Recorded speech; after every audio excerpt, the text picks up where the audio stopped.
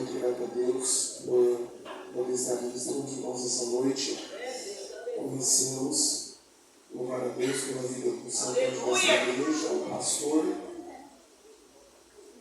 Osvaldo, o pastor João Wilson. Vamos dar uma palavra de louvor a Deus pela vida deles.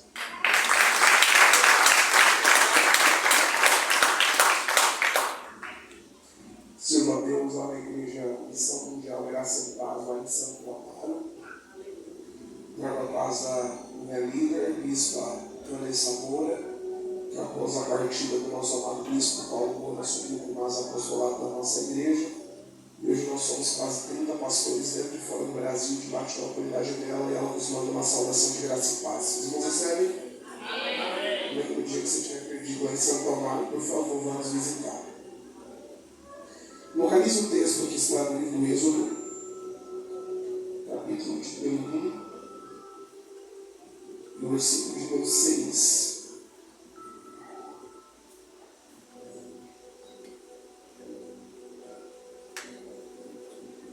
Está acompanhado do tema, embora eu não vá ministrar no livro, no tema que eu vou ministrar esta noite. Livro do Êxodo, capítulo de número 1, versículo de número 6. Irmãos, a minha igreja não tem esse costume, mas se eu não de vocês fazer a leitura de pé, então que todos fiquem de pé para fazer a leitura da palavra. Nós vamos ver alguns versículos, vai ser uma leitura um pouco mais extensa, nós vamos ver alguns versículos do capítulo 1 e alguns do capítulo 2. Você pode baixar só um pouquinho o microfone, por favor? Baixa só um pouquinho. Obrigado. Êxodo capítulo 1, versículo de número 6. Diz assim: Morreu José e todos os seus irmãos e toda aquela geração. E os filhos de Israel frutificaram, aumentaram muito e multiplicaram-se, e foram fortalecidos grandemente, de maneira que a terra se encheu deles. Levantou-se um novo rei sobre o Egito que não conhecia José, a qual disse ao seu povo: Eis que o povo dos filhos de Israel é muito e mais poderoso do que nós. Usemos de estratégia para com eles, para que não se multipliquem e aconteça que, vindo guerra, eles também se ajuntem com os nossos inimigos e pelejem contra nós e subam da terra. E puseram sobre eles maiorais de tributos para os afligirem com suas cargas, porque edificaram a Faraó cidades e armazéns, Pitom e Ramsés. Mas quanto mais os afligiam, tanto mais se multiplicavam e tanto mais cresciam, de maneira que se enfadavam por causa dos filhos de Israel. E os egípcios faziam servir os filhos de Israel com dureza. Versículo 14. Assim lhes fizeram amargar a vida com dura servidão em barro e em tijolos, e com todo o trabalho do campo, e com todo o seu serviço, que os obrigavam com dureza. O rei do Egito falou às parteiras das hebreias, dos quais o nome de uma era Sifrá e da outra Puá, e disse: quando ajudardes a dar à luz às hebreias, e as virdes sobre os assentos, se for filho, matai-o, mas se for filho, então viva. As parteiras, porém, temeram a Deus e não fizeram como o rei do Egito lhes dissera, antes conservavam os meninos com vida. Então o rei do Egito chamou as parteiras e disse-lhes: por que fizeste isso, deixando os meninos com vida? As parteiras disseram a Faraó: é que as mulheres hebreias não são como as egípcias, porque são vivas e já têm dado à luz antes que a parteira venha a elas. Portanto, Deus fez bem as parteiras, e o povo se aumentou e se fortaleceu muito. E aconteceu que, como as parteiras temeram ao Senhor, ele lhes estabeleceu casas. Então o Faraó disse ao seu povo, dizendo: a todos os filhos que nascerem lançareis no rio, mas a todas as filhas guardareis com vida. Êxodo capítulo 2, versículo de número 1. E foi um homem da casa de Levi e casou com uma filha de Levi. E a mulher deu à luz a um filho, e quando ela viu que ele era formoso, o escondeu 3 meses. Não podendo, porém, mais escondê-lo, tomou uma arca de junco, diga arca de junco, e a revestiu com barro e betume, e pondo nela o menino, pôs nos juncos à margem do rio. E a sua irmã postou-se de longe para saber o que lhe havia de acontecer. E a filha de Faraó desceu, diga desceu, a lavar-se no rio, e as suas moças passeavam pela margem do rio, e ela viu a arca no meio dos juncos, e enviou a sua criada, e ela tomou. Abrindo-a, viu o menino, e eis que o menino chorava, e moveu-se de íntima compaixão, e ela disse: dos meninos dos hebreus é esse. Então disse a filha de Faraó: irei chamar uma ama das hebreias que cria este menino para ti. E a filha de Faraó disse: vai. Foi, pois, a moça e chamou a mãe do menino. Então lhe disse a filha de Faraó: leva este menino e cria-o, e te darei um salário. E ela tomou o menino e o criou. E quando o menino já era grande, ela trouxe a filha de Faraó, o qual adotou, e chamou-lhe de Moisés, e disse: porque das águas o tirei. Amém. Podemos assentar? A irmã orou por mim, eu vou orar por você. Feche os teus olhos, curva a tua cabeça, põe a tua mão no teu coração. Pai, obrigado pela tua palavra. Que é tão antiga e ao mesmo tempo tão nova, tão viva, tão atual, tão poderosa. Senhor, que a tua palavra seja uma palavra viva, que a tua palavra seja uma palavra rema, que a tua palavra seja uma palavra de liberação, que a tua palavra seja uma palavra de orientação, que saímos daqui entendendo tudo aquilo que o Senhor tem para nós, Pai. Glorifica o teu nome e nós te daremos toda a honra, toda a glória, não só hoje, mas para todo sempre. E o que eu peço em nome de Jesus. Se você pode, diga amém. Diga glória a Deus. Dê um forte aplauso de louvor ao Senhor pela sua palavra. Aleluia. Eu acho que uma das histórias mais lindas da Bíblia, mais contadas, mais lidas, é a história de José. É uma história que todos nós um dia já nos identificamos com a história de José por causa do peso que essa história tem.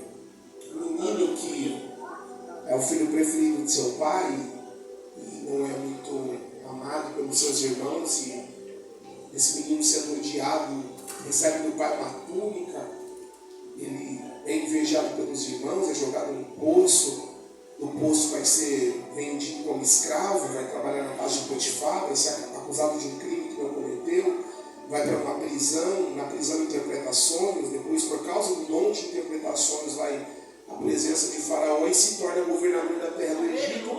E o texto diz que na jurisdição de José acontece algo extremamente revolucionário, porque o sonho que Faraó tem revela o futuro do Egito, e José prevê e antevê que haverão 7 anos de fome e 7 anos de fartura.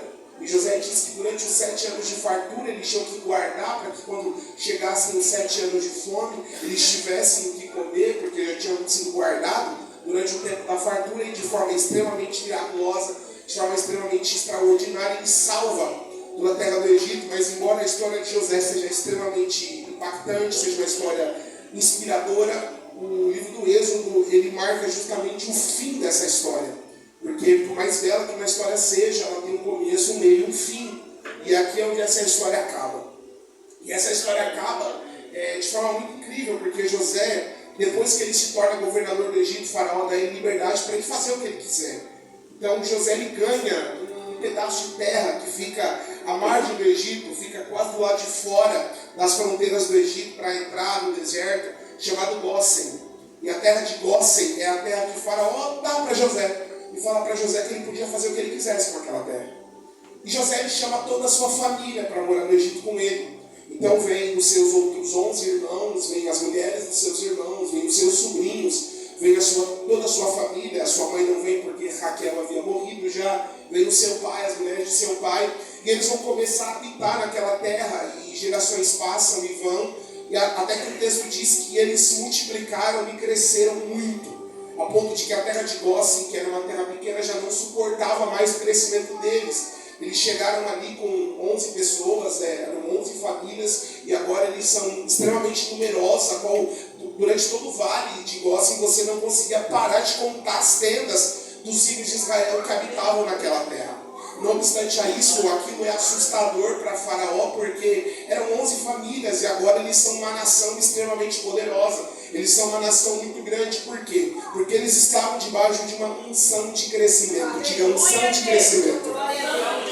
Deus libera uma palavra sobre Abraão, dizendo que a descendência dele seria maior do que as estrelas do céu e que as areias do mar, porque ele não poderia contar. Obviamente que a história não mostra o cumprimento dessa promessa em Abraão, porque Abraão tem 2 filhos, Isaac e Ismael. De Isaac, que só tem 2, tem Esaú e Jacó, mas é em Jacó que essa promessa começa a se cumprir. Jacó ele tem 12 filhos, e os seus 12 filhos têm mais filhos e vão ter mais filhos, porque debaixo de uma unção de crescimento eu não tenho outra opção a não ser cumprir o propósito de Deus. Se Deus chama alguém e outorga-lhe uma unção de crescimento, ele vai crescer independente de qual seja a terra. Por quê? Porque o povo não cresceu na terra que era deles, o povo não cresceu em Canaã. Deus leva o povo para o Egito, e é no Egito que ele começa a cumprir essa promessa de crescimento. Deixa eu dizer para você, vão haver momentos que para Deus cumprir uma promessa, ele precisa me tirar do lugar onde eu moro, ele precisa me tirar do lugar que eu estou confortável, ele precisa me tirar do lugar onde para mim é habitual, me levar para uma terra que eu não conheço, no meio de um povo estranho, e é justamente no meio de um monte de gente que eu não sei quem é que Deus vai começar a cumprir a sua promessa. Quem está entendendo esta palavra, diga glória a Deus.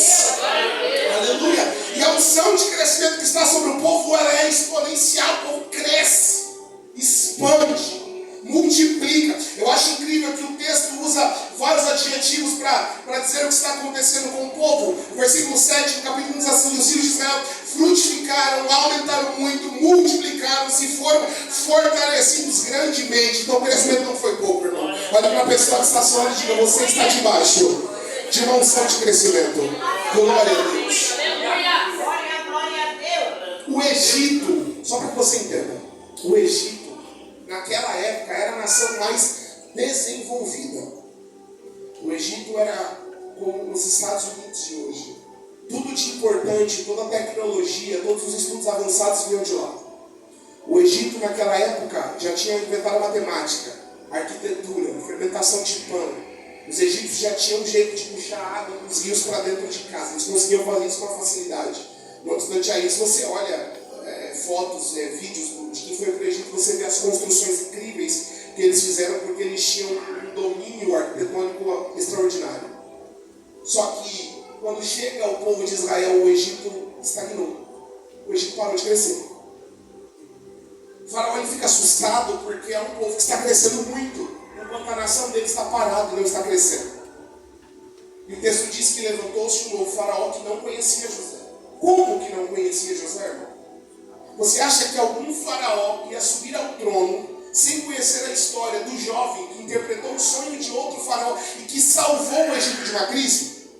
O texto original em hebraico não diz que não conheceu, diz que não respeitava, que não valorizava. O próximo faraó conhece a história de José, mas ele diz: a história dele para mim não é nada, a história dele para mim não interessa. E ele remove marcos antigos que José construiu e diz: é só mais um povo, é só mais uma história, já passou, nós não vivemos do passado. Esse novo faraó, quando está diante do crescimento desse povo que mora na terra de Gósen, ele fica extremamente desconfortável com o crescimento desse povo e ele vai reunir o seu conselho de guerra. O que me assusta nesse texto é que Faraó, sendo alguém tão poderoso, com tanta tecnologia à sua disposição, com tantas pessoas sábias, inteligentes para trabalhar para ele, ele não procura um jeito de expandir o crescimento do país dele, ele procura um jeito de barrar o crescimento do povo no deserto. Eu vou repetir para que você entenda: Faraó não está preocupado em crescer, ele está preocupado em barrar o crescimento dos outros. Porque Faraó já aceitou que ele não vai crescer mais. E quem já parou de crescer não quer ver os outros crescendo. Quem já parou de evoluir não quer ver os outros evoluindo. Deixa eu dizer para você: se o Egito parou de crescer, o povo do deserto está apenas começando. Não. Se alguém perto de você já parou de crescer, já desistiu, para ele não dá mais chance de evolução, você está apenas começando, porque Deus te deu uma unção de crescimento. E como o apóstolo Paulo escreve na carta aos Coríntios, vai ser de fé em fé, de glória em glória. Diga glória a Deus. Aleluia. Faraó pensa: eu preciso parar o crescimento desse povo, porque incomoda. Qual é a ideia de Faraó? Eles têm um pedaço de terra que eles ganharam. Eles não pagam para morar aqui, agora eles vão pagar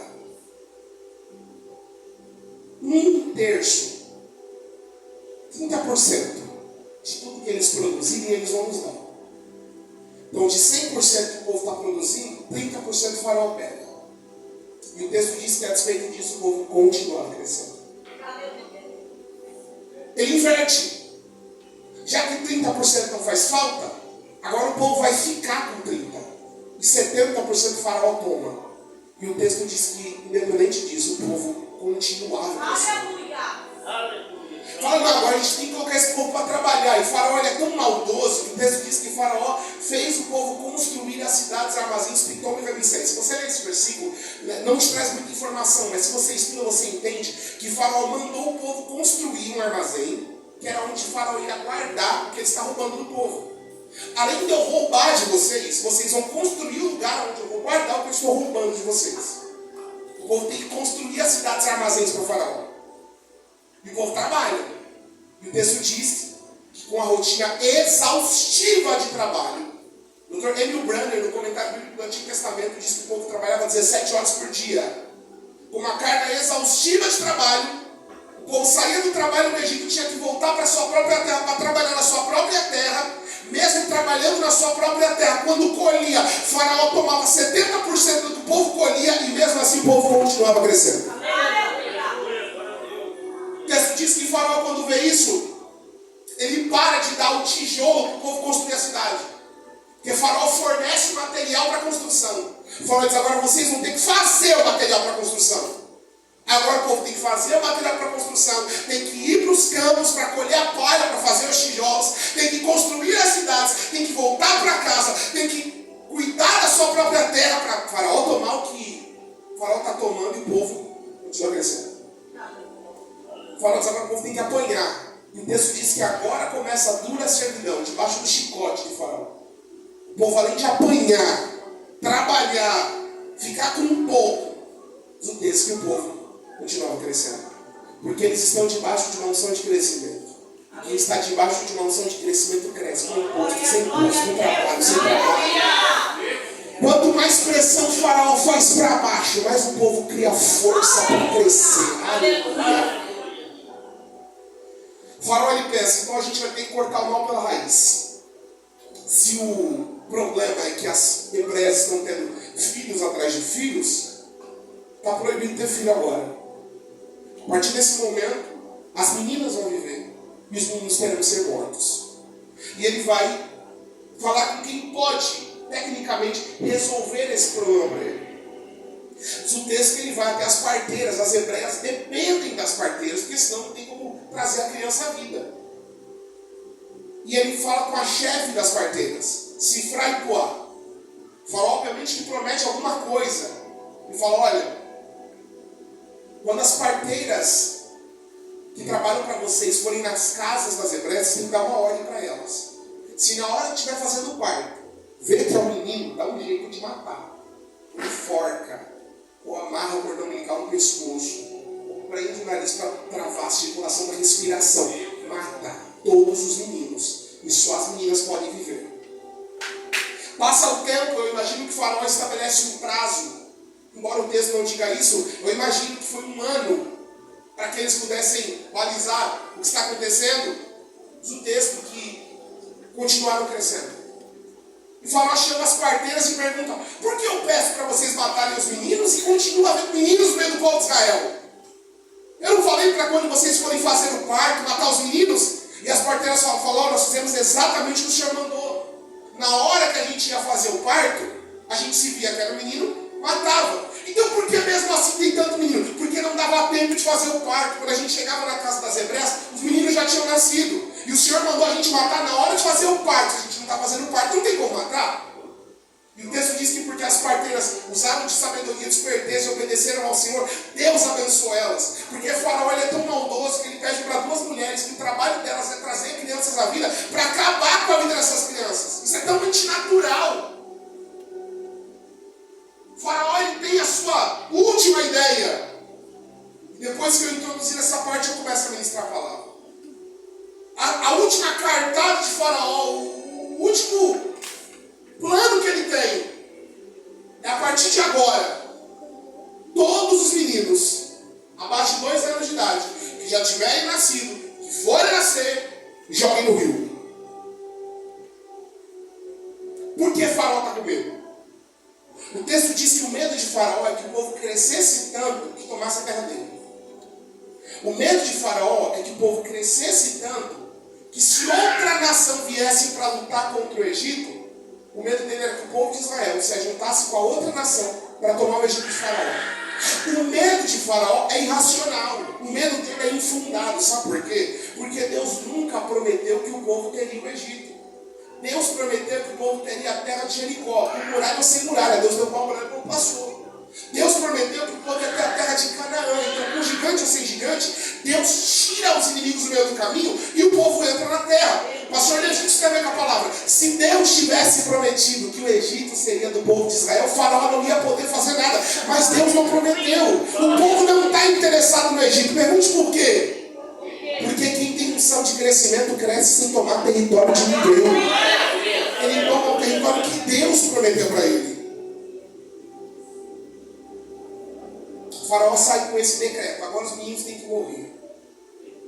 Tudo isso acontece no capítulo 1. Só que quando você vai ler Êxodo capítulo 2, parece que a gente está lendo outro livro. Parece que não é a mesma coisa. Parece que não é a mesma história. Parece que o que aconteceu no capítulo 1 invalida o que vai acontecer agora no capítulo 2. Porque o capítulo 2 começa da seguinte forma. Foi, pois, um varão da casa de Levi e casou com uma moça. E foi um homem da casa de Levi e casou com uma filha de Levi. Percebe que tem criança morrendo, o povo está em crise, o povo está com medo, o Faraó está colocando terror em todo mundo, só que tem um homem e uma mulher que se olham e falam, vamos casar? Eu imagino que as pessoas olham para eles e falam, vocês vão casar?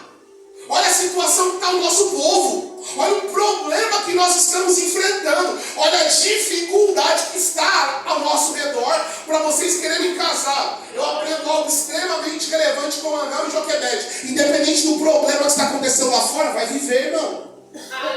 Problema sempre teve, crise sempre houve. O que você não pode é deixar os problemas do lado de fora barrarem a sua vida do lado de dentro. Com problema ou sem problema, vai viver, porque Deus tem mais para você. Se você perguntasse para qualquer pessoa se era o momento de casar, eu ia falar que não. Por quê? Porque Faraó decretou que os meninos tinham que morrer. Naquela época não tinha método contraceptivo. Então, se casou, daqui a pouco a mulher vai aparecer grávida. E ainda tem outro problema, porque ela pode engravidar desde que ela esteja gerando uma menina. Se for um menino, o menino morre. A cultura da religião judaica dizia que o primeiro filho do casal tinha que ser um menino, que seria um símbolo de bênção, era o sinal de Deus estava abençoando eles. Você conhece a história, Abraão e Sara oravam pedindo para Deus especificamente o menino. Ana, que é o tema dessa campanha, ela orava pedindo ao Senhor o menino. Então, por incrível que pareça, agora é justamente o contrário. Arão e Joquebede, eles estão casados. O povo dizendo, Joquebede, toma cuidado, porque daqui a pouco você vai engravidar. Joquebede, para, Joquebede, não faz nada. Joquebede, existe essa história, mas ela casa. Eu imagino que todo mundo dando conselho para ela não fazer, mas ela faz. Sabe por quê? Porque ela sabe que ela está debaixo de uma promessa. O que acontece? Ela engravida. Eu imagino que deve dizer, eu não falei, Joquebede. E agora? Imagino que ela e Arão acordam todos os dias, Senhor, não deixa seu menino, Senhor, não deixa seu menino, Senhor, não deixa seu menino. Porque se nasceu um menino, nasceu condenado à morte. Não tem o que fazer. Agora olhe para cá. Naquela época você sabe que não tinha ultrassonografia, então não tem como saber se é um menino. Imagina o que a Joquebede ficar 9 meses gerando não só uma criança no seu ventre, mas gerando uma expectativa no seu coração. Ela vai ficar 9 meses com uma criança na barriga sem saber se a criança vai poder viver ou não. Porque se nasceu um menino, já nasceu condenado à morte. Mãe nenhuma merece passar por essa crise, por esse abalo emocional, psicológico. Eu imagino pessoas, porque vão haver momentos na nossa vida que quando a gente vai enfrentando as nossas piores crises, não vai levantar ninguém para dar uma palavra de não, Deus vai dar um jeito, não vai acontecer um milagre. As pessoas assim vão vir para dizer, eu te avisei? Eu não falei que era tudo errado? Eu não falei que não era para você fazer isso? Imagino pessoas vindo até Joquebede dizendo, Joquebede, eu avisei você. E agora? E se você gerar 9 meses e nascer um menino, o que você vai fazer? Você vai entregar para Faraó? Você vai deixar os soldados matarem seu filho? Você mesmo vai pegar seu menino e vai jogar ele no rio? Joquebede não vale a pena. Eu imagino que pessoas vão aconselhar Joquebede, aborta. É melhor você acabar com isso agora do que esperar 9 meses para ter uma notícia. Desiste agora. Sabe por quê? Porque eu já desisti. Desiste porque a vizinha também já desistiu. Desiste porque as mulheres hebreias aqui, quando estão descobrindo que estão grávidas, elas estão abortando. Sabe por quê? Porque a gente não merece passar por essa frustração, por essa ansiedade, por essa crise. E depois nascer um menino, a gente não deixar viver. Aborta, Joquebede, aborta porque é mais fácil. Aborta porque é melhor. Aborta porque não tem muito o que fazer. Em todas as casas, essa já é a realidade de todo mundo. Eu imagino Joquebede dizendo: o que está acontecendo na casa dos outros não é problema meu. Na minha casa isso não vai acontecer. Não, deixa eu falar para você, libera esta palavra sobre a tua vida no nome de Jesus. O problema que está afetando a casa dos outros não vai chegar até a tua casa. Pessoas olharam para você e disseram: ah, mas na tua família ninguém foi feliz. Você vai ser feliz em nome de Jesus. Ah, mas o casamento de todo mundo terminou em divórcio. O seu não vai em nome de Jesus. Ah, mas a família ninguém prospera. Você vai prosperar em nome de Jesus. Porque o problema da casa dos outros não tem nada a ver com a tua casa. Reaja esta palavra em nome de Jesus. Joquebede tem uma opção. A opção não é abortar, a opção é crer. Eu escolho crer. E se Deus tem uma promessa, Deus vai fazer um milagre. Ah, irmão. E o diabo não tem o poder de abortar o que está sendo gerado pela vontade de Deus. E agora? Passa o tempo. Ela dá a luz. E é o quê? O menino. E fala: não falei, Joquebede. Se tivesse abortado, o que você vai fazer? O texto diz que Joquebede esconde o menino por 3 meses. Pergunta é: como Joquebede esconde o menino por 3 meses? Bom, recém-nascido só chora por 2 motivos: por tudo e por nada. Como que ninguém escuta essa criança? O Dr. Daniel Brunner, no comentário do Antigo Testamento, diz que Joquebede, quando a criança começava a chorar, Joquebede cantava bem alto, acima do grito da criança, do choro da criança, para que ninguém escutasse o choro da criança, só escutasse ela cantando. Dr. Martin Lloyd Jones, no comentário bíblico do livro do Êxodo, ele fala que Joquebede cavou um buraco, e que ela pulava dentro desse buraco com a criança chorando, e o buraco era tão estreito que conseguia abafar o barulho do grito. Dr. Russell Shedd, da Bíblia Shedd de Estudo, ele conta que Joquebede pega o menino e corre para o meio do mato. Tanto que a gente sabe que ela tem acesso àquele lugar. Um pouco mais para frente da história a gente percebe isso. Qual dos 3 está certo? Ela canta mais alto, ela entra no buraco, ela corre para o mato. Irmão, qual dos 3 está certo não interessa. Eu só sei que o Deus que deu condição de gerar dá condição para esconder. Como ela esconde eu não sei, mas se Deus deu condição para gerar, Deus dá condição para esconder. Todos os textos bíblicos que nasce uma criança, no versículo seguinte, aparece o nome da criança e o porquê. Os pais não geravam uma expectativa, e eu tenho certeza que os seus filhos, você bem antes de casar, você pensou: não, quando eu tiver um filho, o nome vai ser esse. Ou quando casou, pensou: que nomes a gente pode colocar dos nossos filhos? Mas naquela época o nome só era dado na hora que nascia. Porque não dava para ficar pensando em nome, porque não sabia se ia ser menino ou menina. Quando no caso de Rebeca sabiam que eram gêmeos, não dá para escolher o nome. Tanto que depois que Isaac nasce, porque Sara riu quando o anjo fez a promessa, colocaram o nome de Isaac, significa riso de Deus. O nome Samuel significa eu pedi, Deus me deu. Joquebede gerou o menino nasceu, o menino tem 3 meses, mas o menino não tem nome. Ela não coloca nome no menino. Por que ela não colocou o nome do menino? Porque ela sabe que se ela colocar o nome, ela começa a chamar o menino por esse nome. Se ela chama o menino por esse nome, ela cria no seu coração um sentimento de ficar com ele. Ela sabe que ela não pode ficar com ele. Ela pensa: eu nem vou colocar nome nessa criança para eu não me apegar a ela. Mas embora o menino não tenha nome, eu vou dar um nome para essa criança. Que nome, pastor? Tesouro. Quem aqui é pai? Quem aqui é pai? Quem aqui é mãe? Levanta sua mão. Qual é o seu maior tesouro? Responde, qual é o seu maior tesouro? Não, vocês não têm dúvida, né? Tesouro. Ela tem duas opções. Ou ela pega o tesouro dela e oferta na mão de Faraó, para o Faraó fazer o que ele quiser. Matar, destruir. Ou ela oferta o maior tesouro dela nas mãos de Deus e Deus faz alguma coisa. Agora ela vai precisar tomar a decisão mais difícil da vida dela. A decisão de se desfazer.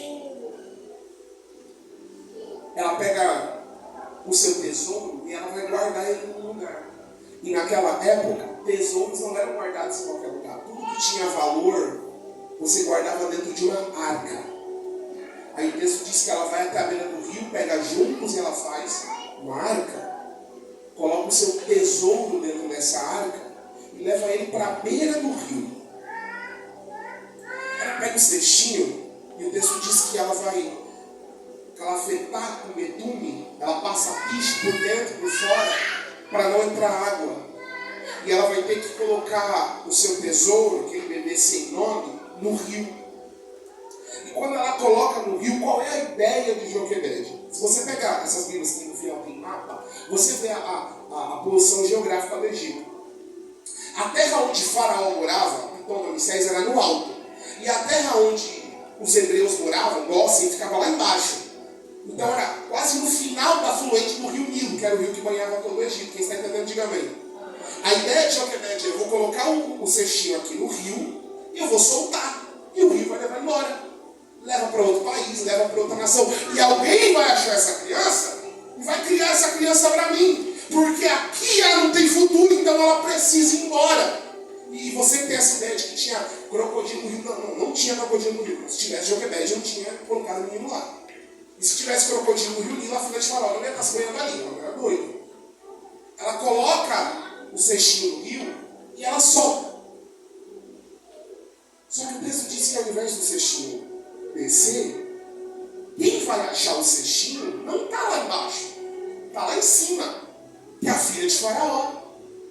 Pasme-se, o rio Nilo, ao invés de correr o seu fluxo e continuar descendo, por caminhos que só Deus sabe, com o poder que só Ele tem, o rio começa a correr ao contrário. E ao invés de Joquebede ver o cestinho descendo, ela vê o cestinho subindo. Quando ela vê o cestinho subindo, ela pensa: mas o que está acontecendo? É justamente de lá que eu quero tirar meu filho. E Deus está dizendo: mas é justamente de lá que esse menino vai ser honrado. Não adianta fugir do lugar que Deus já decretou que é o teu destino profético. É lá o lugar do seu propósito. O texto diz que no exato momento que Joquebede se afasta do seu tesouro, deixa ele embora, a filha de Faraó estava descendo até o rio Nilo para se banhar. Por quê? O Egito tinha vários deuses. No Egito tinha um deus para cada coisa. O sol era Deus, a lua era Deus, o vento era Deus, o fogo era Deus. O rio Nilo para eles era um Deus. O rio para eles era o Deus da fertilidade. Eles contavam a lenda de que o Egito nasceu do rio Nilo, que o rio Nilo era a fonte da prosperidade deles. Então as mulheres que eram estéreis, quando elas queriam ter um filho, elas tinham que se banhar nas águas sagradas do rio Nilo, fazer um ritual para pedir para o Deus delas um filho. E o texto diz que a filha de Faraó estava descendo ali para se banhar.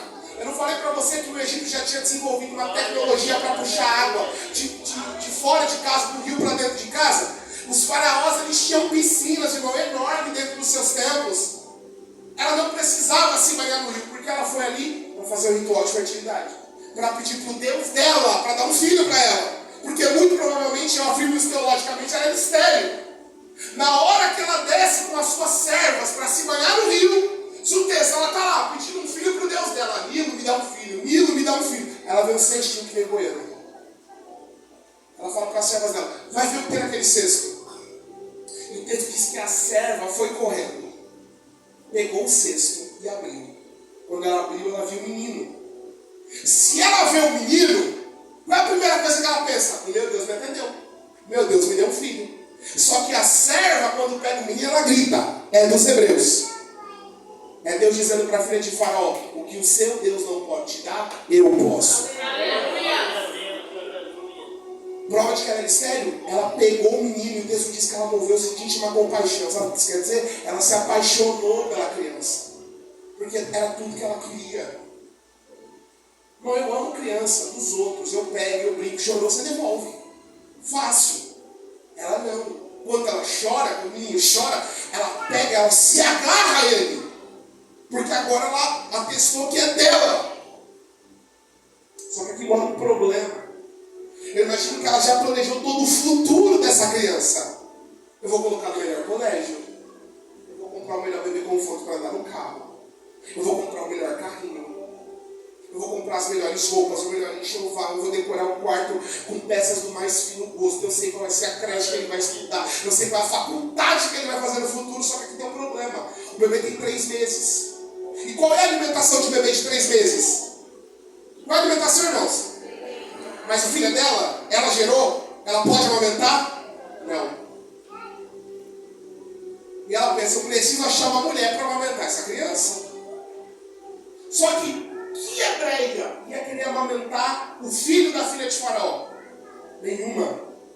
Que hebreia ia se prestar ao desserviço de amamentar o filho da filha do homem que mandou matar as crianças? Nenhuma vai querer. Só que no texto mostra que eis que surge Miriam e fala, eu conheço alguém. Deus vai levantar Miriams em locais específicos para lembrar do seu nome. Glória a Deus, aleluia, um amém. Eu vou repetir. Deus vai levantar Miriams em locais específicos para lembrar do seu nome. Quando aparecer uma vaga, quando aparecer um lugar na mesa, quando uma porta se abrir, eu preciso de alguém. Alguém vai lembrar do seu nome, vai dizer, eu conheço alguém. Eu conheço alguém que atende a especificação da vaga. Eu conheço alguém que merece ser honrado. Eu conheço alguém que Deus já está gerando nela a expectativa de algo grande. Quando recebe essa palavra, diga glória a Deus. Miriam fala, eu conheço alguém. Deus diz que a filha de Faraó vai. Joquebede dentro de casa, triste, porque ela desfez do seu tesouro, sem nome. E a pior coisa é você desistir de um sonho que você chegou muito perto de realizar. Quando você desiste de um sonho que você nunca teve chance de realizar, é muito mais fácil.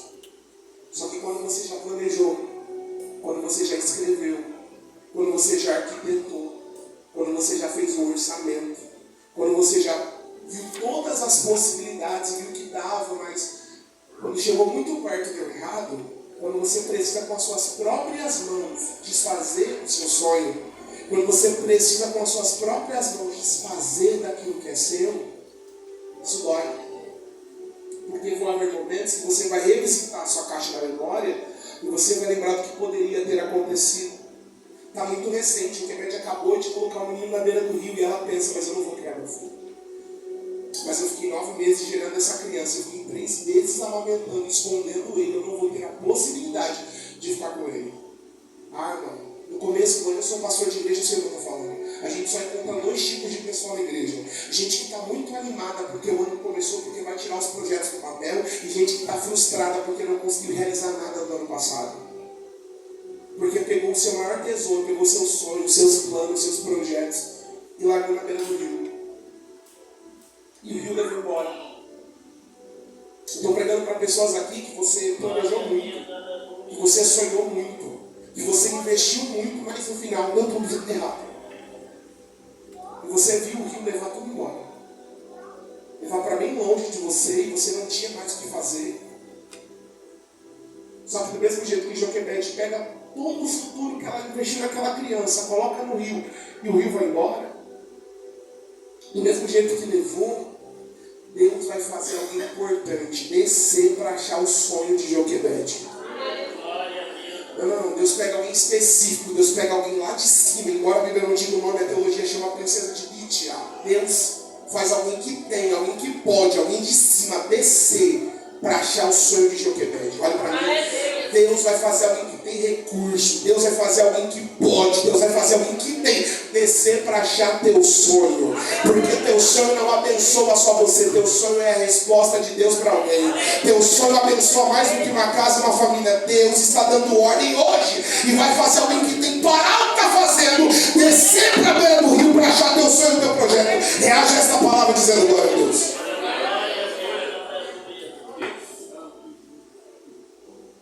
Eu imagino em casa chorando o caminho para o final.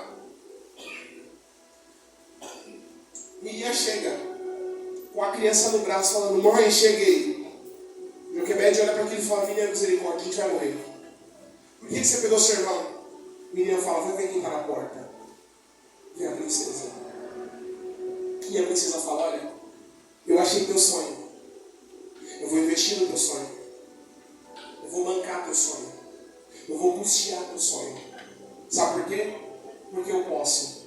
Mas é você que vai ter que amamentar e alimentar teu sonho. Sabe por quê? Porque eu tenho recurso, mas o sonho é seu. E eu não posso amamentar teu sonho. Deus só vai trazer alguém para alimentar teu sonho, para custear teu sonho, desde que ela reconheça que ela tem o recurso, mas que o sonho é seu, porque foi gerado em você e nasceu no teu coração. Deus está levantando alguém para investir, não investir em um sonho, para investir no seu sonho. E ela fala, você vai criar e você vai receber um salário. Eu não sei você, mas escravo não ganha salário. É nesse momento que, por causa de um sonho, Joquebede deixa de ser escravo e se torna funcionária da princesa.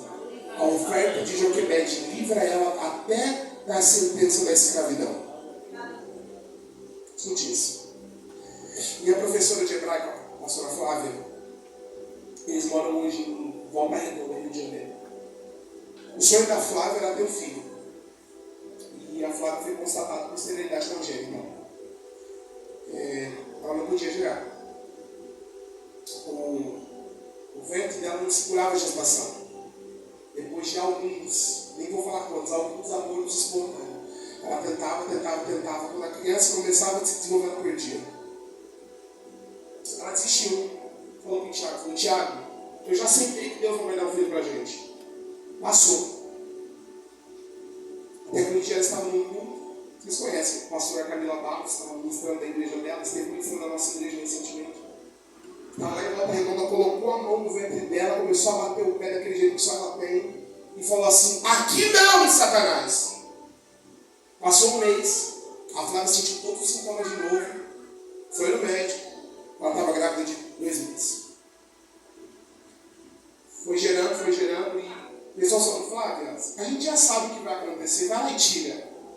Flávia, a gente já sabe o que vai acontecer, você vai se frustrar de novo, você vai se decepcionar de novo.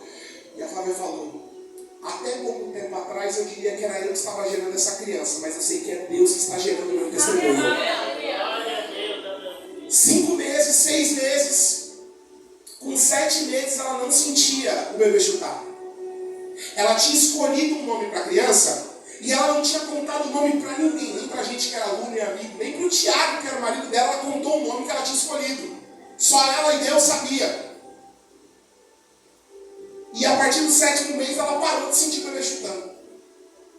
E todas as vezes que ela ia para um culto pregar, quando ela terminava de pregar, ela sentava na cadeira no altar e ela começava a chorar desesperadamente. E ninguém sabia o porquê, depois de muito tempo ela contou o porquê.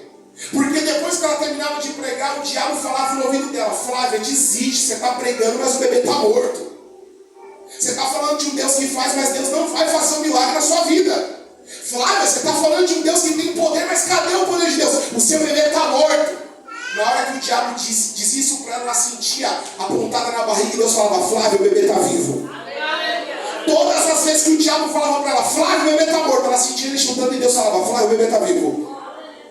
Quando ela chegou no 8º mês de gestação, ela foi no médico, o médico falou assim para ela, Flávia, sua gravidez é de risco, se você quer tentar salvar essa gestação, vai para casa e não faz mais nada. Não viaja mais, você está proibida de viajar. Fica em casa, se alimenta muito bem, não levanta nem para ir no banheiro, porque a sua gestação está muito complicada. Ela fala, médico, fala, o doutor, fala, olha, eu poderia até seguir o seu conselho, mas eu estou debaixo de uma palavra. Deus falou para mim que enquanto Ele me usa, Ele faz um milagre na minha vida. Então eu estou indo agora para São Paulo, porque eu tenho um congresso para pregar. Ele falou, crente é tudo doido. Ela veio para São Paulo, veio ministrar no Taboão da Serra, na igreja de um apóstolo, muito amigo meu, apóstolo Anderson Rodrigues, no Tabernáculo da Glória. E o médico falou para a Flávia, indo para ir embora, Flávia, eu estou acompanhando você desde o começo da sua gestação. Nesse 8º mês, o seu bebê diminuiu 3 centímetros. Ele não está crescendo, ele não está desenvolvendo, ele está diminuindo. Mesmo assim, você vai viajar para pregar. Ela falou, eu vou, porque Deus sabe qual é o desejo do meu coração. E ela falou para o médico que o diabo não pode abortar o que está sendo gerado pela vontade de Deus. Ela chegou nesse culto no Tabernáculo da Glória, não estou contando uma história para você, eu estava lá no dia. No meio da pregação, ela não contou para ninguém, se a gente for sabendo depois que toda essa história já tinha acontecido. Ela não tinha contado para ninguém a situação dela. Quando ela terminou de pregar, pasme, se você acredita aconteceu, se você não acredita aconteceu do mesmo jeito.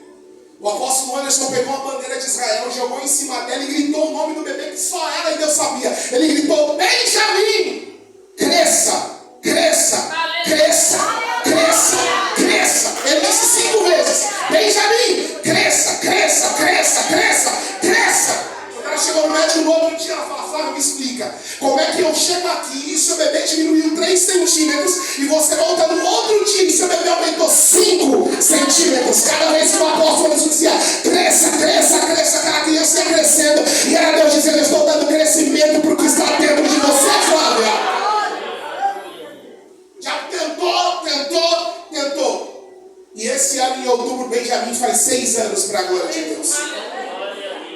Tá bom, quer mais? Ela teve mais um bebê, o nome dele é Zion. E para alguém que tinha sido constatada com esterilidade, ela já tem 2 bebês. Eu estou dizendo, continue orando, porque o diabo pode ter frustrado teu sonho uma vez. Mas agora que você entregou teu sonho na mão de Deus, nunca mais ele te derruba. Nunca mais ele frustra teus sonhos e os teus projetos, em nome de Jesus. Se coloque de pé.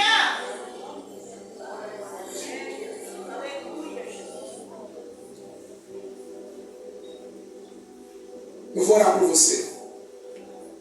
Eu não sei quais são as áreas da sua vida onde você enfrentou uma esterilidade, seja ela física, emocional, relacional, financeira, acadêmica, ministerial. Existem áreas da sua vida que você não é bem resolvido com Deus. Porque você gerou expectativa e deu tudo errado. E igual Ana, você ano após ano pede para Deus, mas não acontece. Só que chega um momento que o teu plano se alinha com o plano de Deus e Deus faz o milagre acontecer. Oh, Deus Todo-Poderoso. Entraram pessoas aqui, Pai. Pessoas aqui que a esterilidade espiritual, Satanás já colocou na cabeça dela que é impossível. E essa pessoa já enterrou o sonho, ela já desistiu. Senhor, mas do mesmo jeito que Joquebede coloca a criança no rio e o rio leva embora, o Senhor faz alguém, Pai, achar no rio e trazer de volta para as mãos de Joquebede. Estenda suas mãos em sinal de receber. Eu profetizo em nome de Jesus. Sonhos que você largou na beira do rio, o Senhor está fazendo voltar para as tuas mãos. Coisas que você já tinha desistido. Coisas que você já tinha abandonado. Sonhos e projetos que você já tinha decretado falência. Hoje, o rio de Deus está correndo aqui nessa igreja e Deus está fazendo voltar para as tuas mãos. Ai, você vai poder testemunhar que por esse milagre você orava. Você vai poder dizer, por esta família orava eu. Por este filho orava eu. Você vai poder dizer, por este emprego orava eu. Você vai poder dizer, por este casamento orava eu. O Senhor está liberando hoje uma unção sobre a tua vida. E independente das áreas aonde Satanás te decretou estéril, você está autorizado por Deus a gerar. O Senhor está abrindo a tua madre espiritual dizendo, ei, Joquebede, gera o teu milagre, gera o teu sonho, gera o teu projeto. Show que amanda, rabalabasore, rebanais.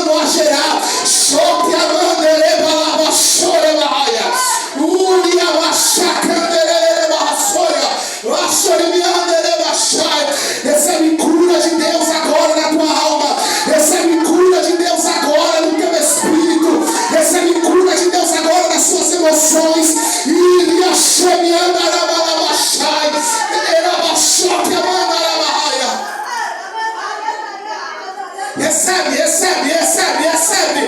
Recebe no teu corpo, recebe na tua alma, recebe no teu espírito. A cura de Deus. Aleluia. Coloca a tua mão no teu coração. Eu vou devolver o microfone. Pode tirar o fundo musical. Eu não trouxe os meus músicos, mas eu vou cantar um pedaço dessa canção. Porque o Senhor falou que é para alguém. Feche os teus olhos. Recebe a cura. Recebe a unção. Unção de ousadia, unção de conquista, unção de multiplicação. Recebe a cura, recebe a unção, unção de ousadia, unção de conquista, unção de multiplicação. Tudo que é ligado na terra é ligado no céu, e eu confirmo esta palavra sobre a tua vida. Regozijar-vos sempre no Senhor, outra vez eu digo regozijar-vos. Se vossa retidão notória a todos os homens, perto que está o Senhor, e não fiqueis inquietos por coisa alguma, antes as vossas petições sejam em tudo conhecidas diante de Deus, pela oração, suplicação de graça. E a paz de Deus, que excede todo o entendimento, guardará o vosso coração, a vossa mente e os vossos sentimentos em Cristo Jesus. Eu te abençoo em nome do Pai, do Filho e do Santo Espírito de Deus. Diga eu recebo esta palavra. Só você que foi autorizado por Deus a gerar um milagre, dê um aplauso de louvor ao Senhor.